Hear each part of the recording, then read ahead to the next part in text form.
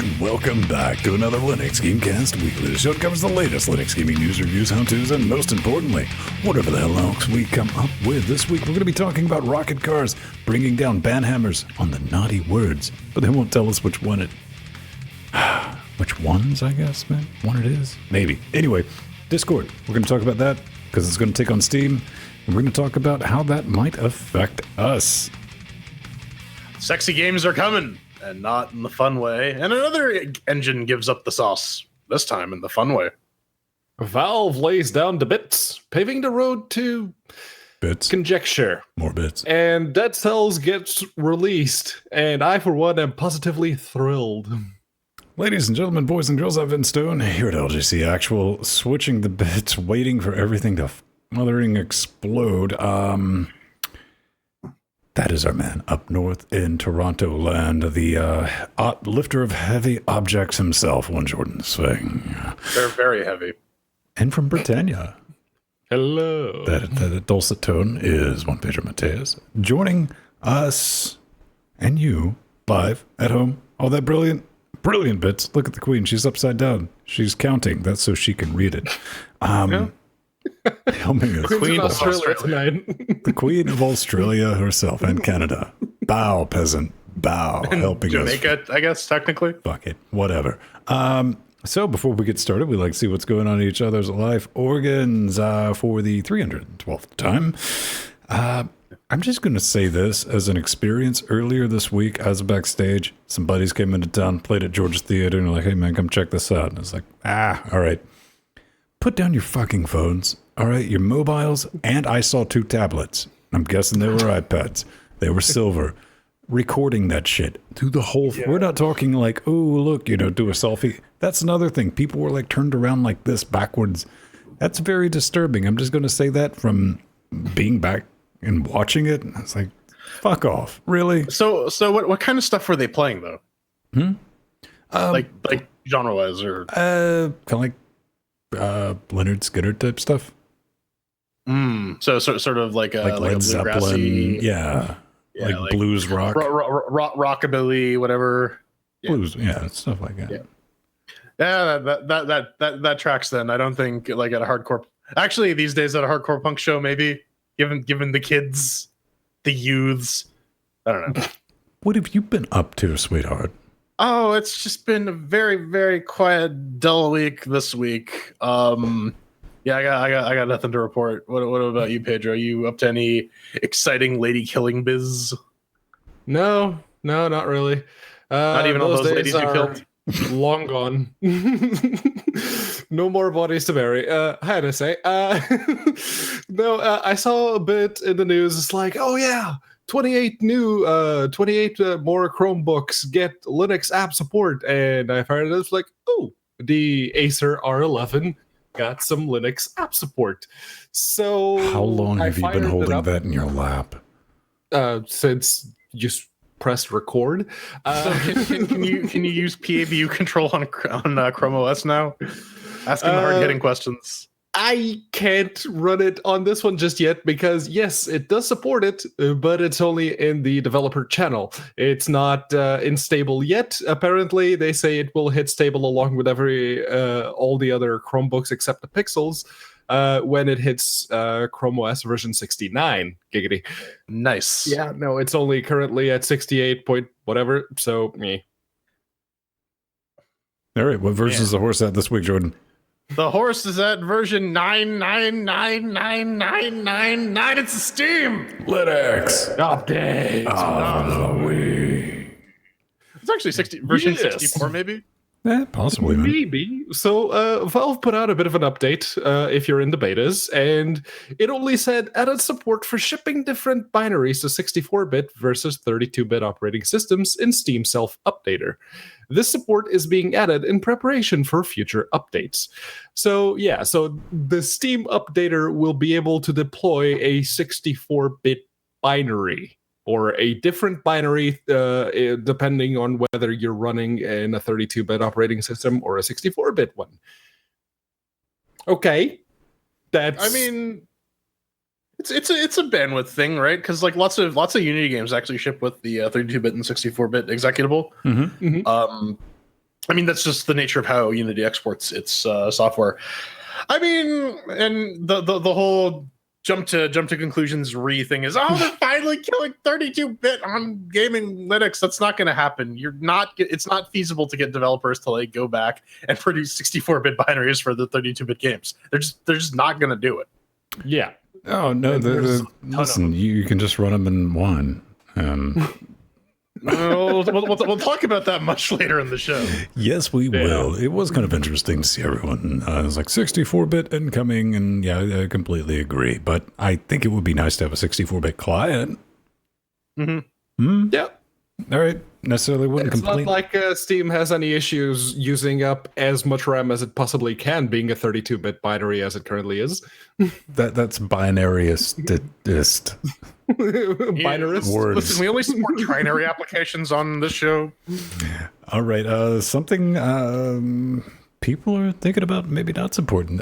We just have to talk about this because this comes from PC Gamer. It's Fallout, man. How likely are you to play a game if it's not released on Steam? As somebody who only games on Linux, fucking none. I mean, like if it's app imaged or something like that, or like you got to build it from source, then I'm fine with doing that if it's not on Steam. But this is in response to something Bethesda is doing, isn't that right, Pedro? Yeah, it's Fallout 76, and Bethesda, along with more than their fair share of publishers, have decided to publish their upcoming games outside of Steam. They're going, in this case, it's Fallout 76. They say it's going to be like an online multiplayer type Fallout, which Fallout fans have been asking for a long time, but after seeing what they did with Fallout 4, yeah, no thanks. It's the important bit here is, what does this mean for us Linux people? And honestly, if it's not the self-publishing thing or making your own client, each publisher will have their own client. What are they going to do? Go with GOG? I mean, they can't even begin to muster a single fuck, especially when it comes to the Galaxy client on Linux. So yeah, it's not ideal, but that's the only way that publishers have right now. So here's the thing too, though, is Valve provides something other than the platform to distribute games. It actually provides a target vis-a-vis SteamOS, right? Like the big push behind SteamOS was basically saying like, hey, y'all need to target this, and then your game will run. Sort of removing Steam from the equation, I think is ultimately going to hurt Linux gaming. Just because there isn't that sort of unified target. I guess people could target Ubuntu, but again, we've seen developers Google Linux and say, "I don't want to read this. We're not supporting it." I don't. This is definitely a thing. When I read this, and this is Bethesda coming out, ZeniMax, I guess we should say, and my first thought genuinely was, so it begins. Because listen, I understand they really, really want to avoid the 30% Steam tax. I mean, some developers and publishing houses, just might want to legitimately put something on itch or Windows Store. Still arguably a better place than the dumpster fire that the Steam store's become recently. Then we're going to be dealing with things on Linux side as, playing your Windows games, they're running through Steam. Everyone's familiar with that. We know how to set that business up and make it run. But then you're going to be dealing with Origin, Battle.net, and 16 others that come out. I think it's going to be an interesting little nightmare. But then again, I mean, it could be... I don't know how I want to put this. I guess I'd say it should be or could be an interesting nightmare because we don't know how this is going to fall out. Because the industry... I think the industry as a whole is kind of sitting back watching, Fallout 76, that rolling out. This is a bold damn move, like it or not. Everyone's going to sit back and just see how this plays before they start doing a damn thing. But and I mean, like, we've already seen a lot of popular games like Sea of Thieves and Fortnite, just completely bypassing Steam as a distribution model. So I want to say something about Fortnite. Yeah. Okay. Epic, eat a bag of dicks, because listen, you got kids going to play that game, and they're going to be instructed to go to your web zone and allow on their Android devices untrusted sources, that is going to be fucking abused. You know that's going to be abused. Mm-hmm. It's a prime target now, that website. All right. Speaking of competition. Oh, yes. Chips bitch called this. I'm psychic. What's up? Discord launching a game store, just not for Linux. Nope. Maybe you think Old Man Vin looks slightly less crazy now, just a little bit. I kind of wonder if I got some internet points for like 3 or 4 weeks ago. I was like, this would be an interesting theoretical string of bullshit. Look at all those Linux games, man. And I don't know. Here, did you want to interject, baby? Go ahead. Take it over. Oh, no, I just want to play Into the Breach. No, Discord is going to be offering the store beta to about, 50,000 Canadian users, which I think is strange. They want the Canadian opinion before seeing what the rest of the world is going to be doing. But yeah, you'll be able to buy and download Windows games from Discord. It's yet to be seen what kind of like deep integration Discord will be providing, if they're going to provide something like Steam Chat or the community features like right click join, which Steam got rid of. Maybe Discord can implement something like this, because that was kind of nice. Well, it's important to point out that no Linux, nothing, no mention of that. And they're like, what's Linux? Even though they have a Linux client for the chat, which is just Electron. But the Discord overlay is going to work in conjunction with Steam. So it will scan, if you allow it, it will scan your hard drive and be like, okay, but I'll replace the Steam overlay if you want. So since all your friends are on Discord, we'll just keep that and use our overlay with your Steam game. But here's the thing. It's going to be another interesting thing to watch, because dethroning Steam, that'd be easy. I think we've all had a little plan of like, well, you would have to curate the store and get shit done in a reasonable amount of time, and like maybe care about products and stuff like that. I think everyone has solved that, but like up until now, we've only seen like big ass corporations and publishing houses, I was talking about earlier, that just want to get more money and don't want to give Steam a cut, so they create their own little fiefdoms and not really concerned about making it a better fucking experience for gamers. They're not. They're just like, we just want more money, and they have some janky hashtag origin. But here's the thing. Discord's got the infrastructure to pull off this, and they're going to be rolling out with a Netflix-like subscription service for games. Another thing is like, wouldn't that be a neat idea? They're like, motherfucker, here. Wouldn't it be neat if Discord just gave me a lot of money? So yeah, that's actually what I'm curious about, because they're saying that, well, we're gonna have like a curated list of games that if you're gonna pay our subscription fee, then you can play what you want in any given month. And I'm curious to see how that's going to be received once it's out in the wild, how it's going to be implemented. I'm sure there's going to be some weird bugs. Someone's going to be locked out of their games before the month is up or whatever. But they're definitely talking about curation, and that's a big thing. And they're also talking about indie titles getting, like a 1 month exclusive, which I know Pedro is a huge fan of exclusives. No, I'm not. Yeah, in fact, I'm diametrically opposed to the motherfucker. Just sent me a text saying how awesome they were. No, it's you just asked Ben if he wanted to be exclusive with you, man. What's up with that? That was last night. The whole subscription type deal, like what Humble already does and what both of the PlayStation and the Xbox already do. It's, like it or not, it's a model that sells, and I'm curious to see.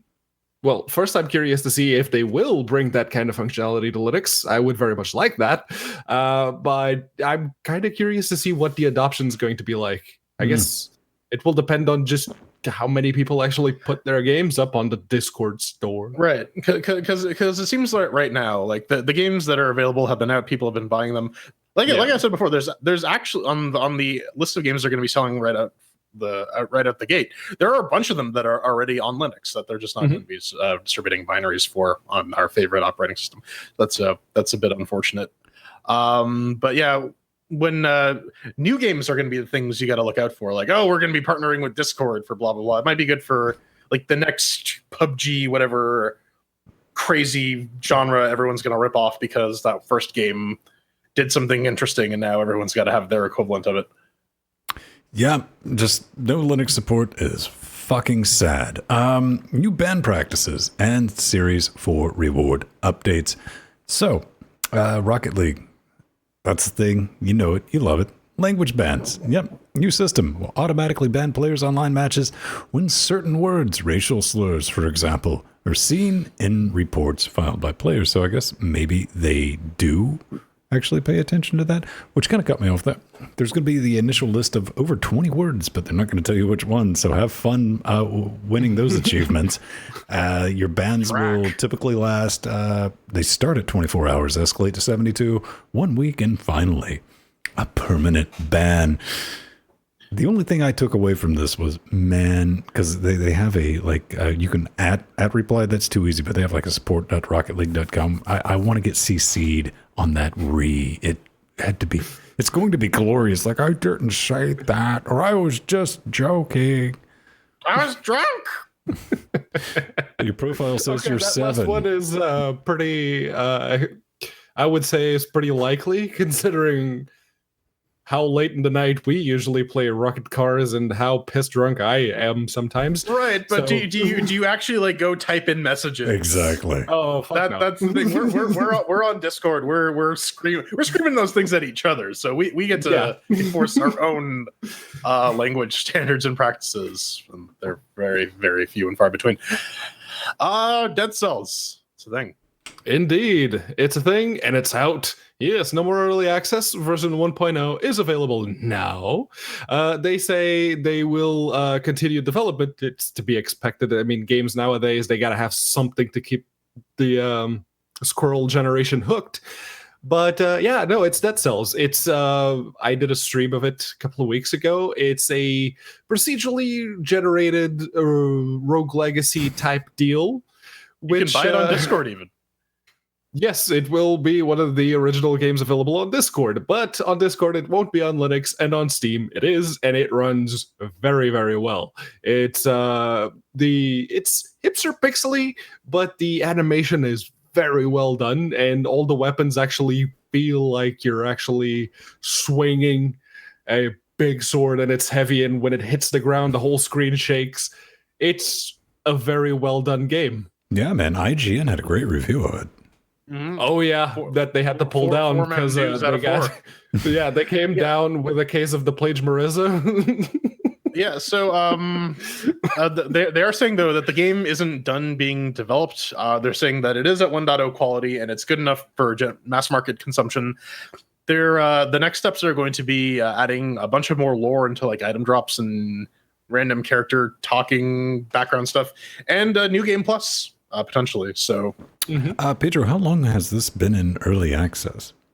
A while. It's been a year or two at least. Oh, okay. I was just checking because this motherfucker's been in for 6. oh my God, it's happening! Run, Paul, that chip. Yep. It's going to cost people money, man. Yes, I won $50. Suck it, Overgrowth.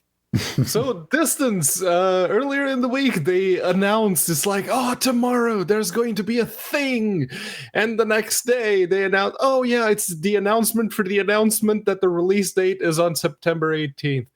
Okay, all right, cool. 15th. Oh, and that's when the price changes to $24.99 on the 15th. Yeah, so they're going to move the price to final release price. Good luck selling it at that price. It's good that it's finally out, I guess. We've been I don't know, when was the Distance Kickstarter there, Vin? 2013. Back when the show started. Yeah. Yeah. Yeah, 2013-ish.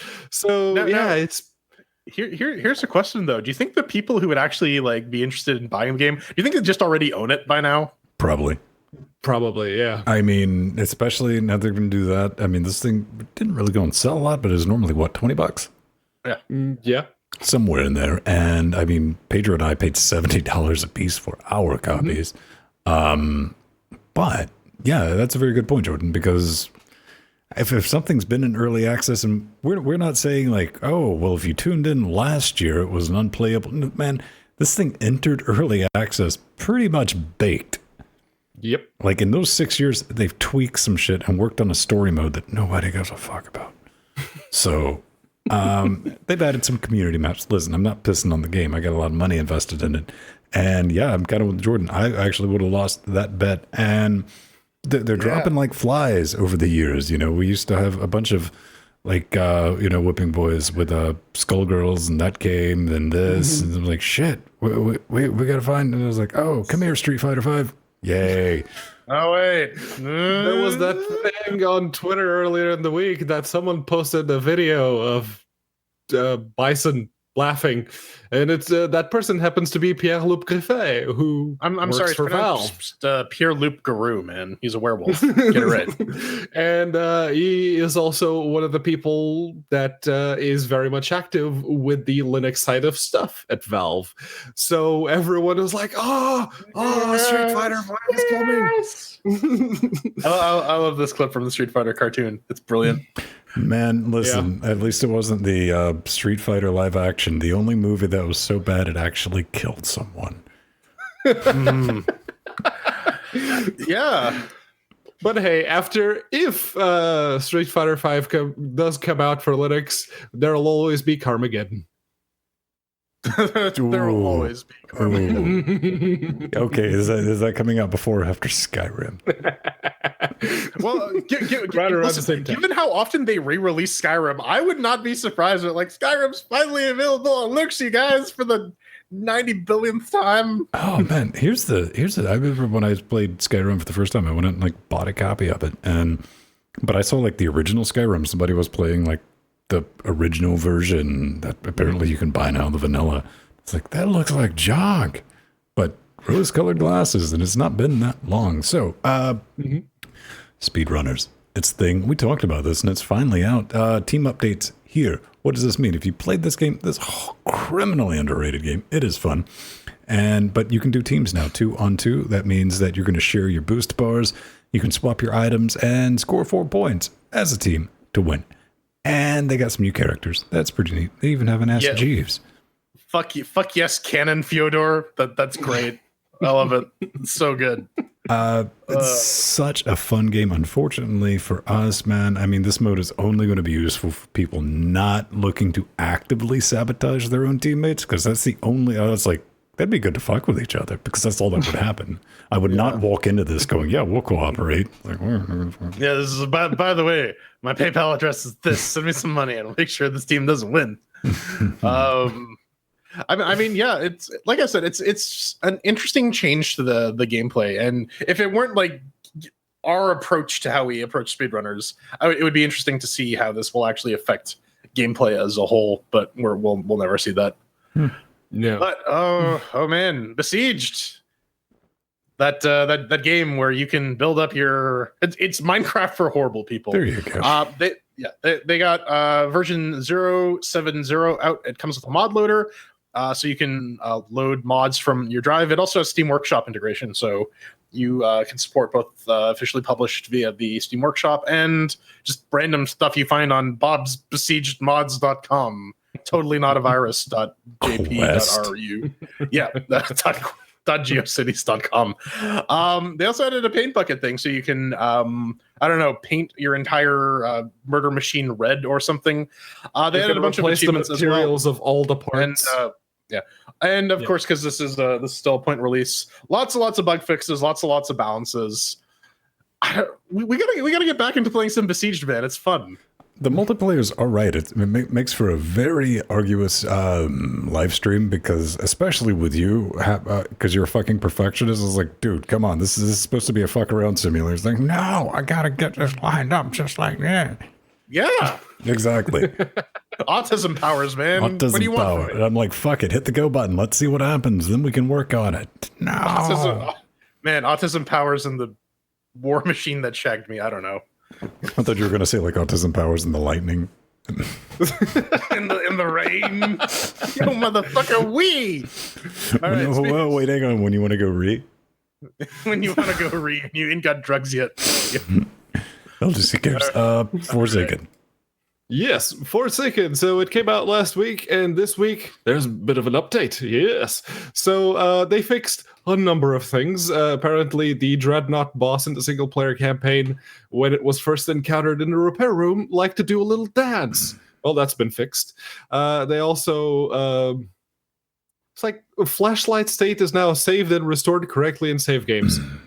Huh. I know a couple of games that don't do that. Half-Life. Let's see what else.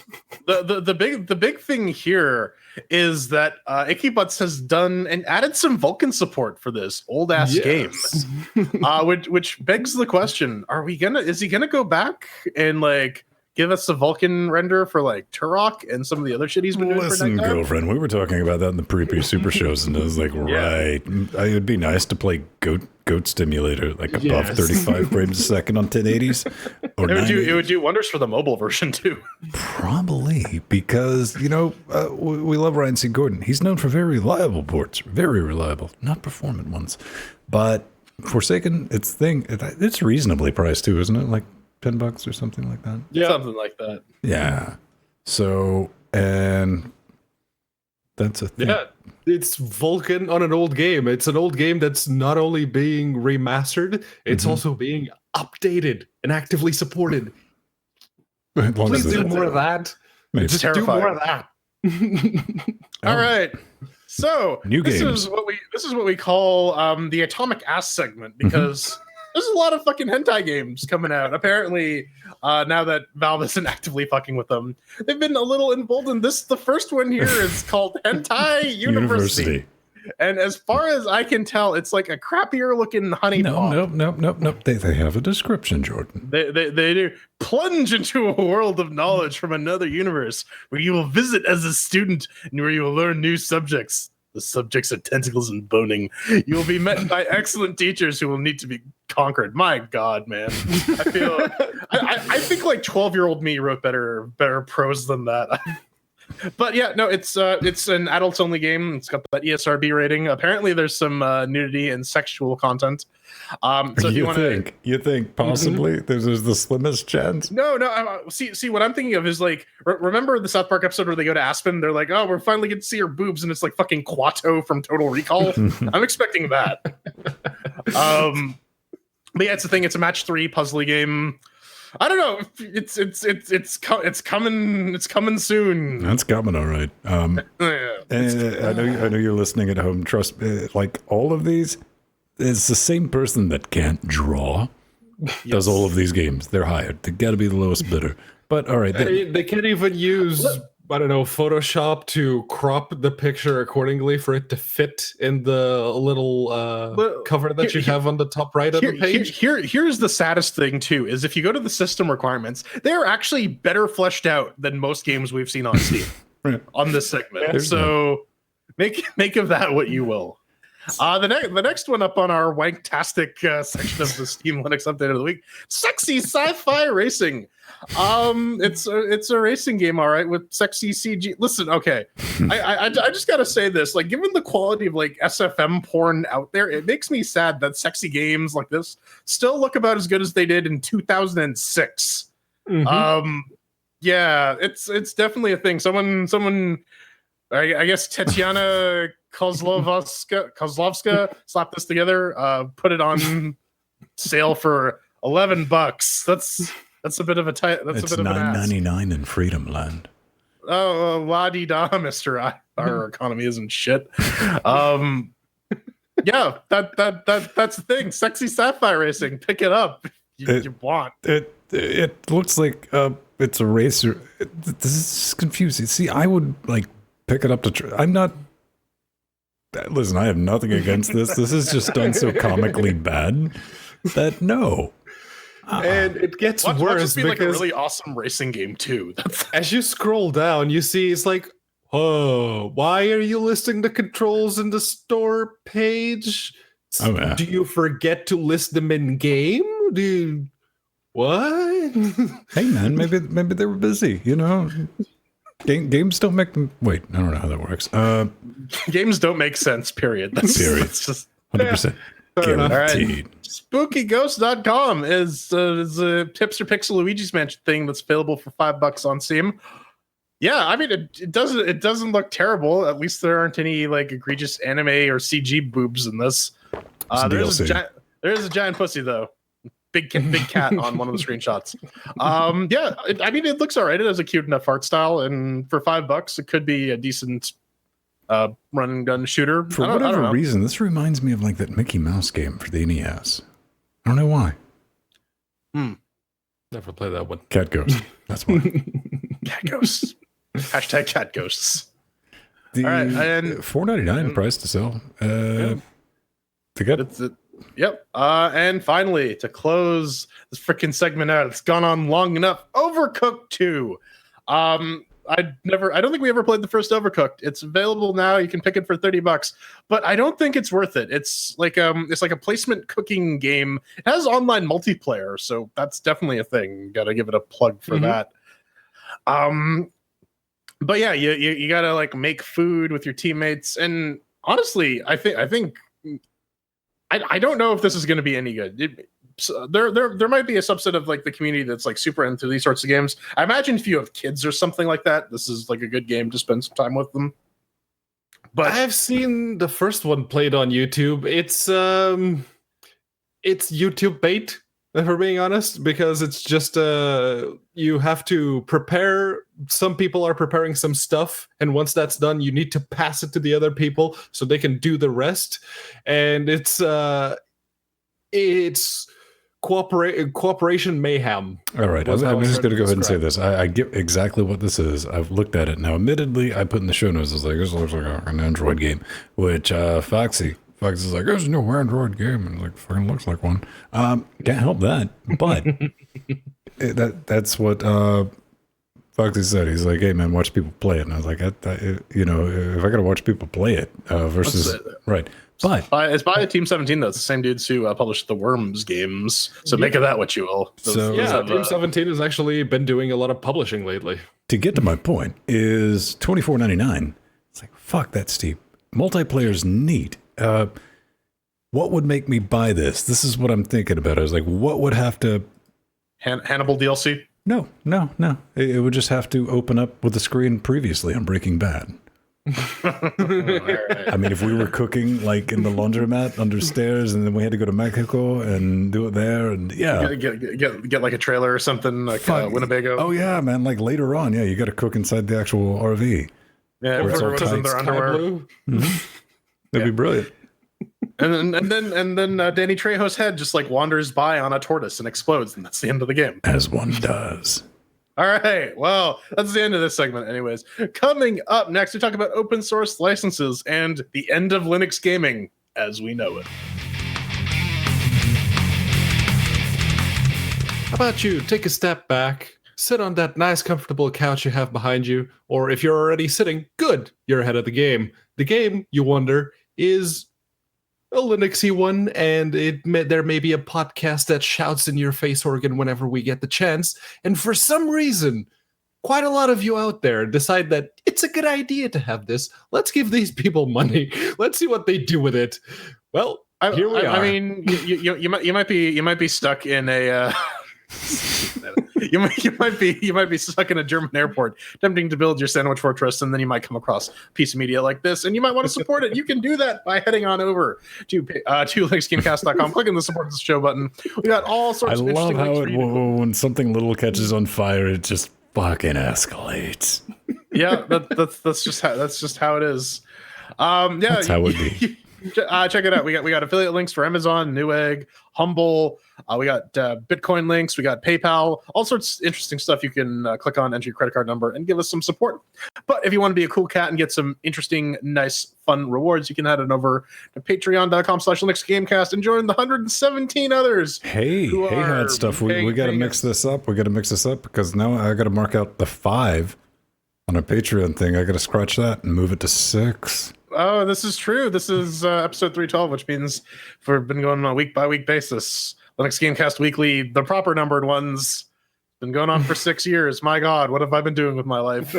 You can, and by donating to the Patreon, you can further enable my poor life decisions. Doing so, you can get access to Discord, which is all sorts of fun. Show note access, like our newest page or our newest pledge, Mr. System T. He got himself some Death Note access, so now he can get into the show notes and make suggestions and argue with us pointlessly in the week and days leading up to the podcast that's going on right now. Yeah. This one, So Ven, I hear you've turned something back on as well.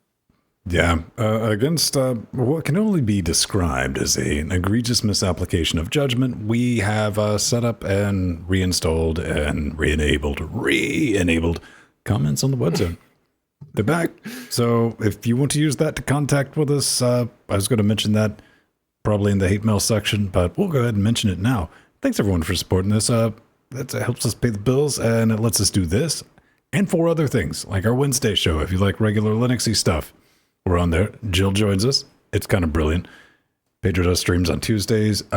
Jordan does stream on Thursdays. And Fridays, I test the equipment under the guise of calling it the FUBAR Trivia Night. So it is brilliant. It is fun. And as Jordan pointed out, you get access to stuff. We do like to dance for our meals. So we hope you enjoy that business. All right. That's enough shilling. Didn't even bring out the penguin. All right, Penguin is out and proud, and I don't know, some other thing. Zenko 3.0 is out, and it's free, open source. You can check it out from their GitHub. It's another one of these all-in-one game development suites, a la Godot or Unreal Engine 4, and I think it's a good trend. I think these guys saw the success that the aforementioned engines had, and decided, you know what, maybe people will actually use our stuff if we give them the underlying source code so they can fix issues and make the engine work for them. Mm-hmm. So that's the thing. It's available. You can build it. It's on a GitHub page because they love Microsoft so much. And yeah, I'm not sure. I did not check, or I didn't think to check. Do they support the Linuxes? They support DirectX 12 and Vulkan, and they have materials made out of beer. Clearly says PBR materials. Yeah, the build instructions right now are just for Visual Studio, but I'm sure some creative young hacker will get this working on the Linuxes soon. Yes. So apparently this was Pedro. This was the game engine that they used for Bravely Default on the 3DS. Yeah. And I kind of really want, because I've seen the videos of that game. It's like, that's a game I want to play. That's exactly the kind of game I want to play. And so now that the engine is open source, I really want someone to find a way to get it to work on Linux. I don't care if I have to find an NES ROM to dump. Switch ROM, or not Switch, 3DS. 3DS, yeah. It'll be on Linux. I mean, come on. Seriously, what was like Unreal Engine 4? Do you think Epic's helped out with that any? No. No. So, but hey, all the Linux support from UE4 is community driven, and now that's what I'm saying, man. Through the yeah. So maybe we'll see it happen with this. So up next. Up next, we have a weird project. It's Xtrigger, and what it does is very simple.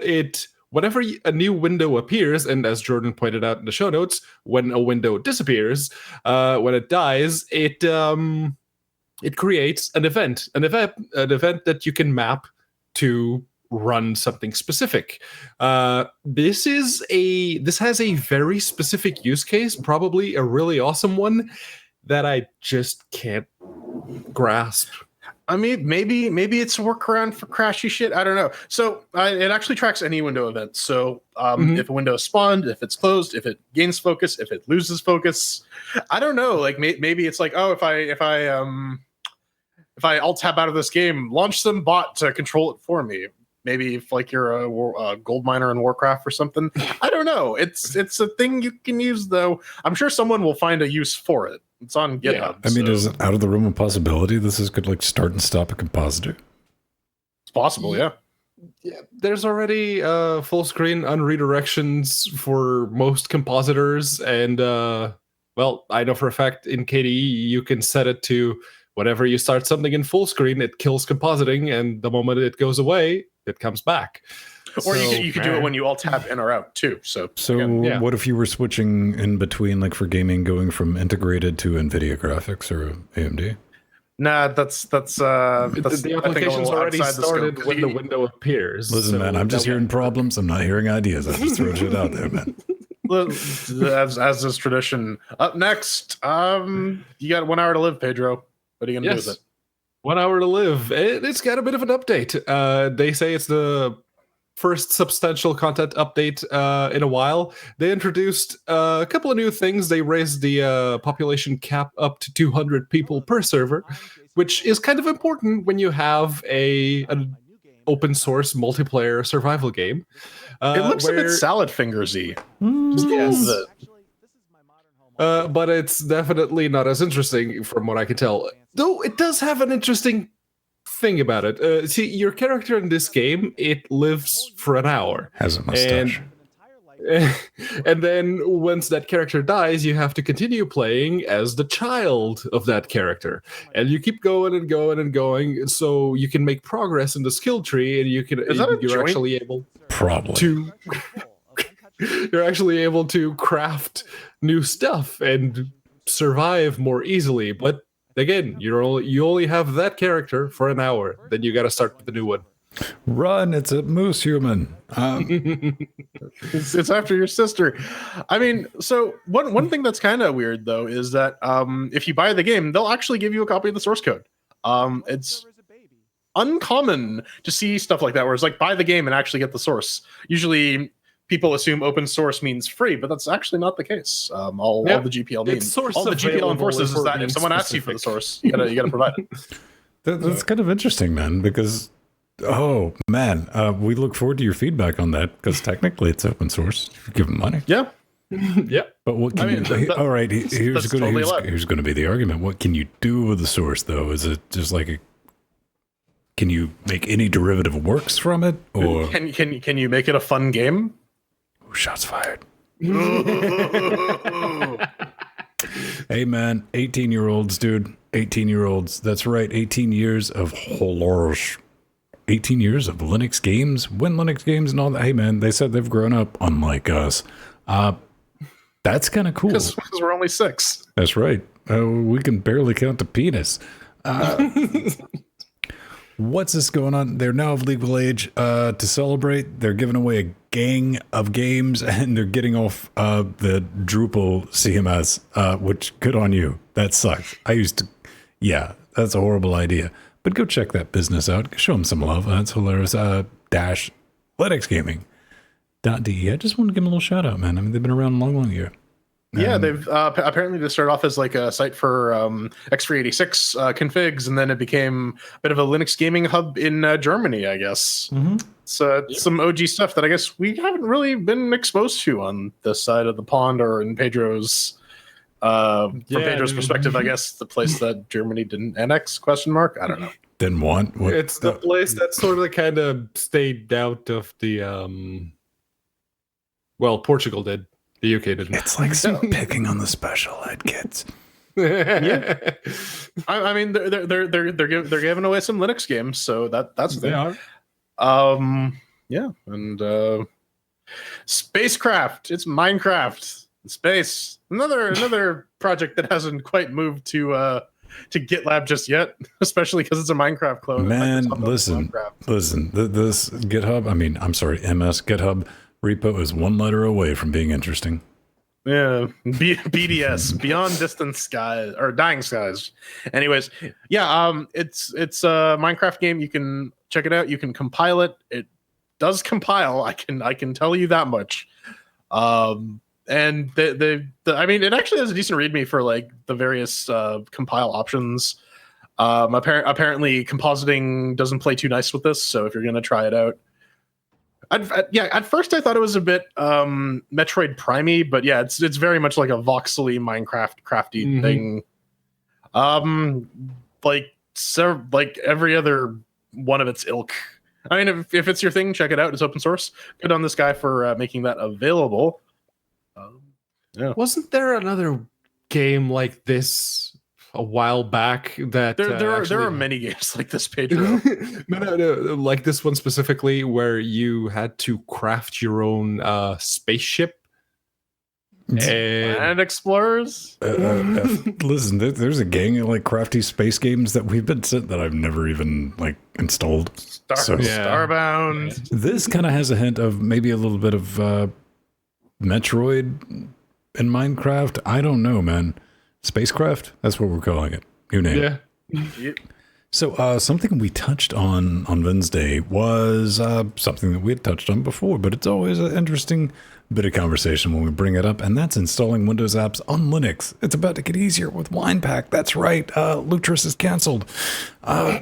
Not really. But, listen, I don't like this any more than you do, but it's going to be the future of gaming if you're going to be doing it with one, because it just makes too much damn sense to use a flat pack, and especially with like FlatHub, all this business in our show notes, there's going to be a link, like Wine Pack is wicked easy to do it. And they have a few games in there too, man. Yeah, they got Diablo. They got a bunch of the BattleNet ones. Oh, shut up, Jack Whalen. Stupid. Wine Pack. They got it for Fortnite, for League of Legends, Internet Explorer, Path of Exile, World of Tanks, Simu, Notepad++. Basically a bunch of commonly used Windows apps and games. You can just install them via FlatHub, or you can build them yourself. And yeah, it like Vince said, it just makes a lot of sense. And we're taking some steps backwards. I mean, this is the Windows style of packaging games, where it comes with its own like Visual C++ runtime and version of Vulkan, and hopefully they're shipping DXVK with these games, because they're definitely going to need that. I mean, disk space is cheap these days, so I guess we don't really have to worry about, but my Linux install is only 1.2 gigabytes. Well, mine's only 980 gigabytes. And I mean, given the fact that we were talking earlier about games not being distributed on Steam, this is going to be the way you're going to get your non-Linux games on Linux. It just makes sense. Yeah. No, listen, I want to download an installer made by a rando on the internet that may or may not work with my distribution and or kernel and or graphics card. Hi, Matthew. No, he's just the dealer, man. He doesn't make the stuff, man. Yeah, I'm just fucking with. We love Matthew. Go check out Lutris.net. But yeah, I could definitely see Lutris borging this shit. And oh yes, like, or maybe acting like as a build system for this, or middleman. It's like a hub. They already have the basic system in place. Instead of being install scripts for setting up the wine prefix and whatnot, it'll be an install script for creating a wine pack. And I'm guessing there will be issues with distributing those wine packs, because there's a lot of developers who aren't too keen on having their stuff just being redistributed like that. So that's going to be a thing. And it's also going to be very interesting to see people actually try and create a script to automatically pull an exe from Steam and then create the wine pack out of it. The only thing I'm genuinely worried about is, does this become easier than tapping the export button? That and that's the thing. Are we gonna see publishers and developers actually start using this as their way to distribute games? Period. Well, yeah, on Linux. Like, what's your Linux version? It's with Wine, because this kind of takes the a shitload of the variables out, if you know what Wine version you're shipping and all this other business. So we don't know. Sounds terrifying. Yeah. I, for one, look forward to the fire. Indeed. All right. Coming up next, I don't know the lyrics for that Tunok Tune song, so I'm not going to try and be racist on camera. Yeah. We're throwing chairs at Turok 2. Maybe we'll get eaten by a raptor. Who knows? Stay tuned.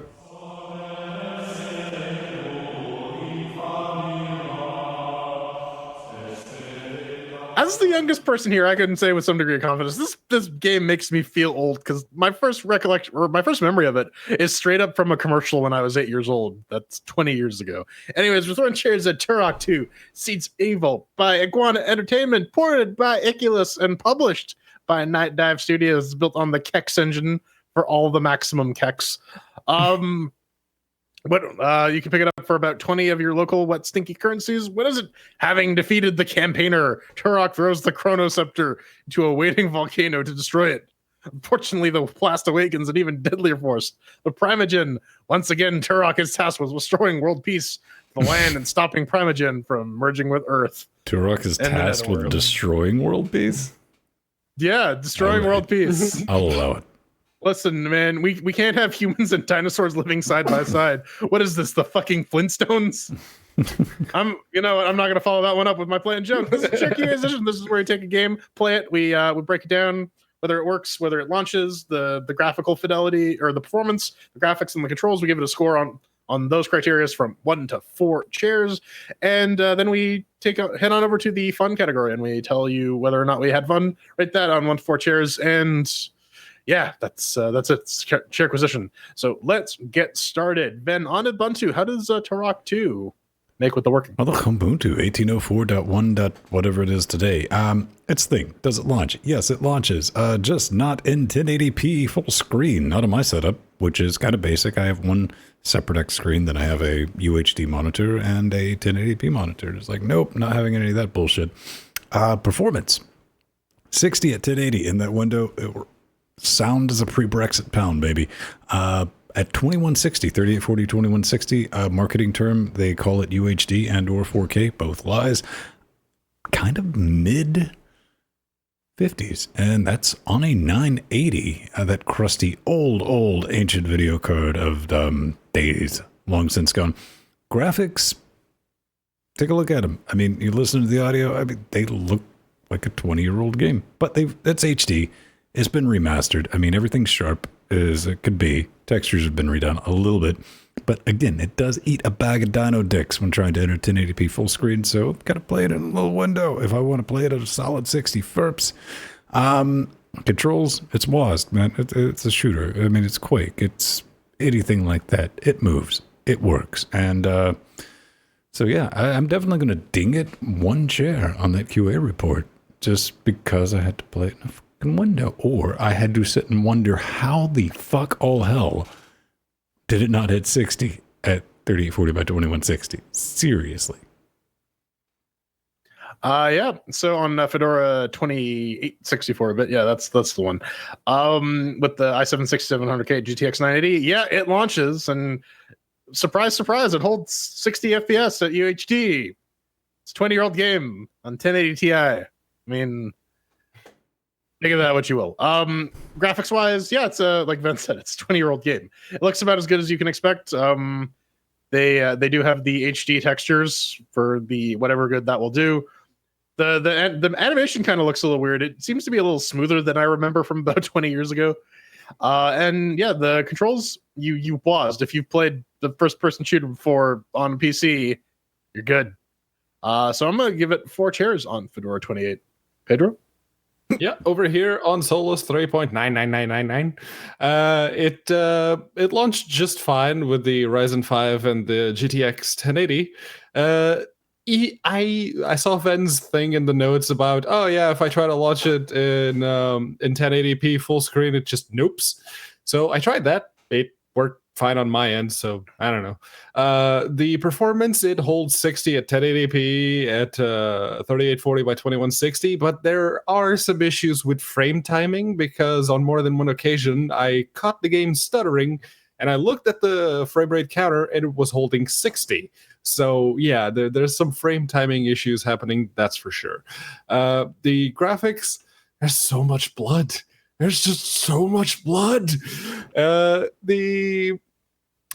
fine for what they are. They're fine, and they work well enough. And the sounds, well, they got a bit grating after a while, but they work just fine. And well, it's the mark of a Niculus port. Mouse smoothing actually works as intended. It's no other games that have been released on Linux have had mouse smoothing actually do what it's supposed to do, and in this game it does. Kudos, Niculus. Kudos. So 4 chairs from me. All right, well, there you go. Don't play this game on Ubuntu is the moral of the story. How about fun, man? Do you have fun? Well, we get a little bit of subjective. All right, let's walk off with this business. I never played the original Tuk Tuk Turok 2, but this kind of looks like a pleasant expansion on the first one. You got plenty of weapons, plenty of gore, fast-paced, no reloading. Oh, it has backtracking. Frowny face. Sorry, kids. That's so not my thing. It fucking burns. I mean, it's kind of like right out of the bat turns into a little bit of a fetch quest. And that's in a first-person shooter, and that can die in a fire. A 20 wet, stinky cache fire at that. The one thing that kind of irritated me, Pedro, is that you're talking about blood. The dying animations, a little bit on the long side, just a little bit. I might have wasted way more bullets at first than I realized because the guy was seizing around, the dino person, And I was like, no, they're dead. They're just taking a minute and a half to fall over and play dead. They still bleed too. That's what throws you off as well. As we learned a couple of weeks back, good fucking luck trying to get multiplayer matches working. You're not going to do that. That's just not going to be a thing. So don't pick it up for that. One thing negative about it, unexplainable chugginess. You even see frame pacing even at 60. You're like, this thing's slowing down and is lying to me saying it's hitting 60. It's not hitting 60 right now. Did I mention the $20 price tag? I'll say this. If you grew up playing this business, the people who did seem to really, really like this game. I mean, they want some of that sweet nostalgia all over their face, chest, and neck. Brothers and sisters and everyone in between, go for it. But again, $20. If you are Turok curious, I mean, and you're like me, Turk-curious. Turk-curious, turducken, I'd say just pick up the first one. It's the same price, and I had a lot more fun with that. But then again, we were talking earlier before we went live. I think I had a lot more fun with the original Turok because I was sitting there going, I remember this. And I was like, oh, this is some yeah, I remember this bullshit too. So if this is something you played on the N64, your PC or something like that, way back when, and you want to pay the iron price for it, go for it. I just Look at those Triforces, man. This is totally an N64 game. well, you know it's N64 the second you see it, man. You're like, ooh, yeah. Kind of wish we had the PC version. All right. Yeah, I mean, it's an okay game, right? There's nothing wrong with Turok 2 back then, and I mean, it's still a solid game for what it is. It's just old. You run around, you shoot dinosaurs, which, by the way, sounds like a sort of anal blister that's not really fun. Yeah, you gotta run around the levels. You gotta save the children or shave the children or something like that. Find the shrines, find the feathers, complete the things, find the keys. Basically, run around. Here's a bunch of goals so that you run into enemies that you got to kill them so you can go to the next area and find more things and find more enemies so you can kill them. Yeah, there is lots of backtracking. I don't really mind it all that much. I would have maybe liked like a map functionality, maybe not necessarily one on the screen, but something you could refer to, because sometimes you're like, wait, I think I've been here before. But at the same time, sometimes things change on multiple visits. So there's definitely a thing about that. The AI is wee dumb, but that's because this is from before the time of circle strafing, and so you can just circle strafe your way around enemies until they die. The enemy placement in the levels are pretty good, still solid like the first game, and yeah, it's all right. The $20 price tag is steep. If you can get this and the first Turok and you haven't played or maybe you want the nostalgia thing, I'd recommend giving this a buy, but just for the game by itself, it's okay. It's not gonna blow your mind. I give it 2 cheers. Yeah, it's more Turok. It's the level design. You can see the difference in level design from the first one to the second one. Even if the teleporters, because it's not actually interconnected, it's just a bunch of teleporters dotted around the map, it makes it feel a bit disconnected. But yeah, the levels do loop back in on themselves, and like Jordan mentioned, once you've been to an area, you probably want to go back because that door that was closed before may be open now. And the game kind of forces you to do that on more than one occasion. And sometimes you just get fucking lost. You're like, where the yeah. Yeah. Then that's my biggest complaint about this game. It's the sounds. I don't remember the first Turok, and we threw chairs at it not too long ago. I don't remember Turok making while climbing a ladder. I was making those noises for him. It's like all the goddamn time, all the way, the whole length of the ladder that he's climbing is just grunting. It's like, stop, shut up. Okay, all right. I hate to even jump in, but with the climbing the ladder, I remember the first time I saw that in the first one, I was like, this is a new type of mechanic. Look at that. You just didn't see it. You normally just jump or a ladder, you would just slide up it. It's like, this is neat. I understood it in the first one. By the time Turok 2 came out, I was like, I agree with you, Pedro. It's been done. We get it. Yeah. And then there's the background music. It gets so repetitive. It starts grinding your eardrums, just like, no, stop. So yeah, the music got muted, the voice effects got muted, and Well, yeah, it was the game that reminded me just why I used to mute music all the way back then in video games. It's because of this repetitive bullshit. But I liked the shooting. I very much liked the shooting. I very much liked the level design. I very much liked how, even though you have very limited ammo, they actually place like everything is very well thought out. It's just, yeah, it's an old game, I guess. So yeah, 3 chairs for me. All right, well, that wraps up our Turok 2 review. We've sprayed our seeds of evil all over your face, Organs. We got any final thoughts before we move on to Hate Mail?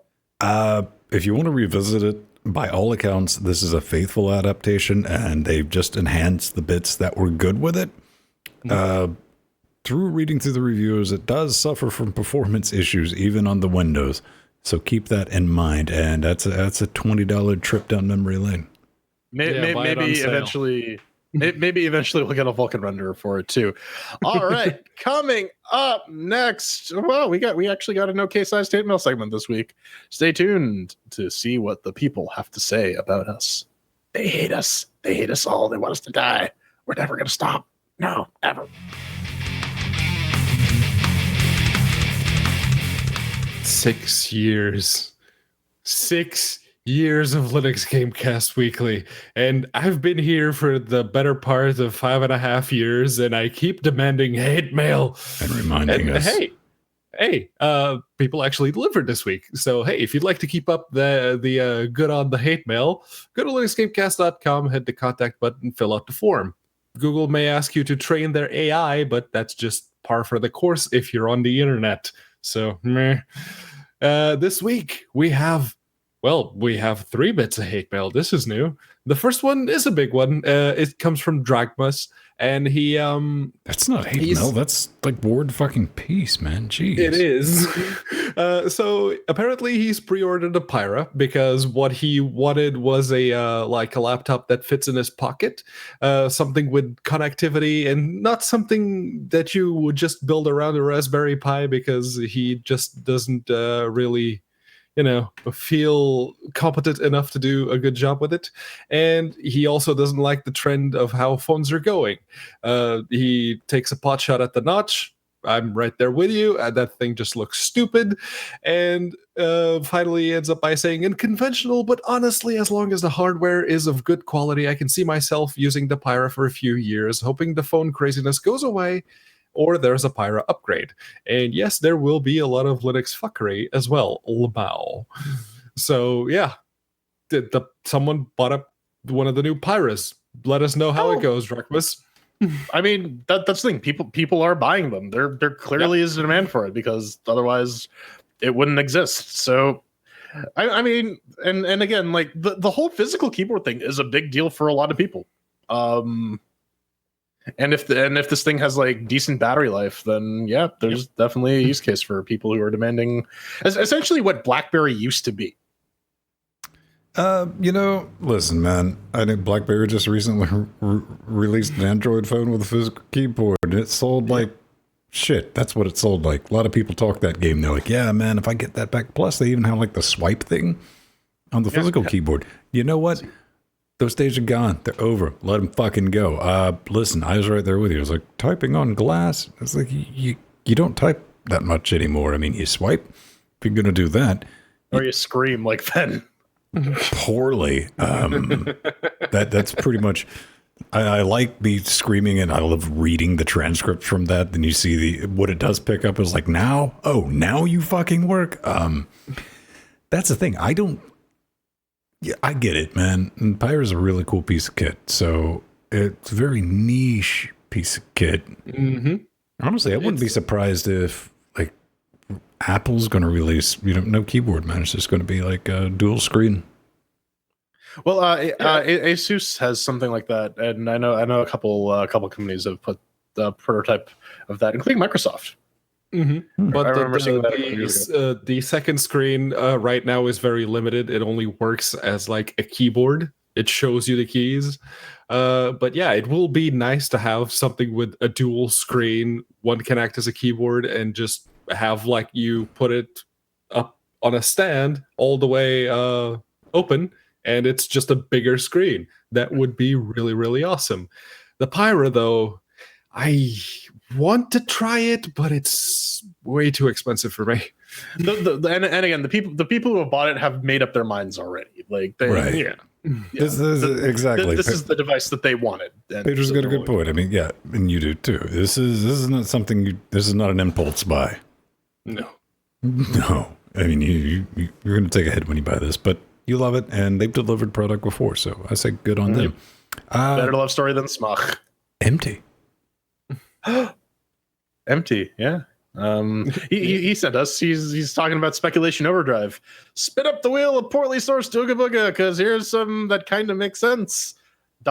Just a few weeks ago, Matt Booty, head of Microsoft Studios, admitted that they're searching for AA studios, which they could support and grow. And it looks like they did not throw words to the wind, as Microsoft is getting ready to purchase Obsidian Entertainment. This is from a source from an article from Games Technica. He's lovely enough to actually provide the source for that. Good job on you, Empty. I really hope Microsoft doesn't. Well, I don't know if Microsoft buying Obsidian would actually result in them producing like fewer Linux games, because they've actually been really good with like Tyranny and the Pillars of Eternity series.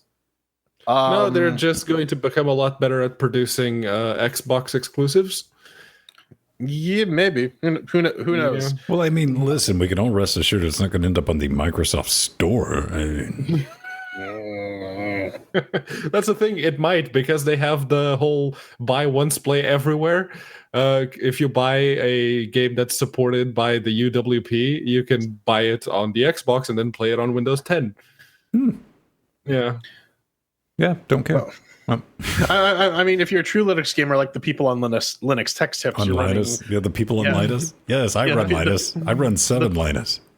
Yeah. Well, they're running Windows 10 in a virtual machine. the GPU pass through, man. That's how the true Linux gamers game, bro. Yeah, bro. Yeah. All right. The true Linux gamers play on Windows VMs. Every now and then, a developer makes the egregious mistake of contacting us directly, and Derpy Chirp is no exception. They write in, I just wanted to make you guys aware, assuming we're guys, aware of our Super Tux Party, an open source Mario Party clone written using Godot. Oh, look at that. That was the sound of Mr. Foxdog squeeing all the way in Australia. We only have one minigame, and the art is majorly lacking, but it's completely functional for an alpha. It does require Godot to play easy enough at the moment. And we recommend the latest Godot version 3.06. But if you want to check it out, download it from the GitLab. Actual build coming once we actually hit the betas. And there it is. Boom. It's the thing. Yeah. You can go clone it and try it out. I didn't get a chance to play with this. Neither did I, just because I don't have Godot set up on this box. Mhm. There's the that whole- was exactly my thing. It's like, oh, I need to get Godot running. No, but I mean, if you're someone who's willing to try it out, someone who's looking for an open source project to contribute to, and you got Godot set up on your box, you might want to check out their GitLab. Maybe make some pull requests. Mario Party. What's that? It's like a bunch of mini games that you like switch between. It's for if it had online multiplayer. If they hopefully these people do add online multiplayer, they take a lesson from Super Tux Kart and do the opposite of what they've been doing. Then yeah, it might be fun for like after show, just because it's a bunch of little mini games, skill time. Oh, kind of like that game we played, Pedro, which was a bunch of little. Yeah, no, a bunch of mini games. Oh, hopefully it works better than that one. We what was need, it like Pizza Island or something? we or need to what was it? revisit it. It's what it fucking is. That was a horseshit game. Yeah.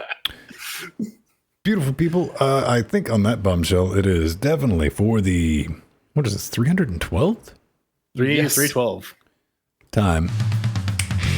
Let's cue the music. You can always find us around 9:30 Eastern Standard Moon Time. That's right. Eventually, one day, we're going to do that Hurley show.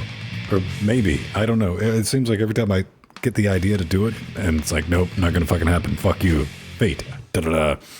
If you want to get a hold of me, as always, I'm at Vinstone on the Twitter nets, plus Vinstone on Google+. That's about it, man. Unless you're like outside and my bush is stalking me, call me. I'll let you in. You don't have to use a lockpick. It's fine. I have the keys. I'm Jordan Swung. And after 5 years, I'm thinking maybe we need to add a sixth, or after 6 years, we need to add a sixth dude. I don't know. You can hear more of those idiotic ideas of mine at Burning Pool on Twitter, plus Jordan Swung on Google Plus. And you can find me staring dumbfoundedly at the wall behind the monitors because it was very interesting for a moment there. At Accounted For on Twitter or Plus Matheus on Google Plus. Wait, the wall behind the was it just not doing a good job at walling? I don't know. Was it secretly Pink Floyd's The Wall? All in all, baby. We don't need no education. Daddy left across the ocean, leaving just a memory. Star Wars. Hey, why not? I was in a rush. Fuck you. See, it's no longer after 6 years. But after 6 years, we've been finally bought out by Disney. Disney bought us. We're property of the mouse, bitches. We're gonna get kneecapped and censored. Dude, don't fuck around with Mickey Mouse, man. He fucking has one of those telescopic batons, hit you behind the knee. Oh, I've been meaning to buy some of those. I have one of those in Portugal. Just hang them from the ceiling as decoration. No, to fucking carry around with me. Just like to fuck with somebody who's like, oh, not that it would ever happen, but just to know I had him. Like, and just like walk up and boop him on the nose, like, boop. Boop. It wasn't exactly. I don't know. Does Georgia have concealed carry? Yeah, I had my concealed carry and they changed the law and you had to do some other paperwork. And I was like, fuck it, I never used it. So, yeah, that's the thing. Diedify, everyone. Bye. We love Bye. you.